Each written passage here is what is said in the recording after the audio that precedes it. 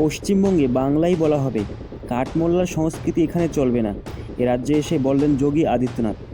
এখানে বাংলাই বলবো, কাঠমোল্লার সংস্কৃতি চলবে না, দেশবিরোধী মনোভাব চলবে না এখানে। কাঁথির সবাই বললেন যোগী আদিত্যনাথ।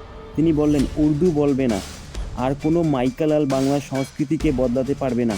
বুলডোজার শুধু রাস্তা তৈরি করে না, মাফিয়াদের শায়েস্তাও করে। কাঁথিতে রবিবার ভোট প্রচারে এসে বাঙালি ও বাংলা ভাষা ইস্যুতেই তৃণমূলকে বিঁধলেন উত্তরপ্রদেশের মুখ্যমন্ত্রী যোগী আদিত্যনাথ।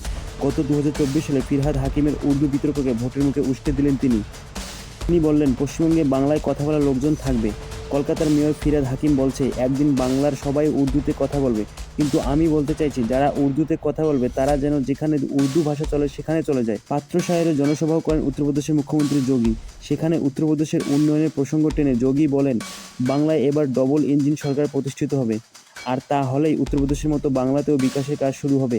বাংলা আর চুপ থাকবে না, বাংলা এবার খেলা বন্ধ হবে আর বিকাশ শুরু হবে। এবার খেলা শেষ ও শুরু উন্নয়ন।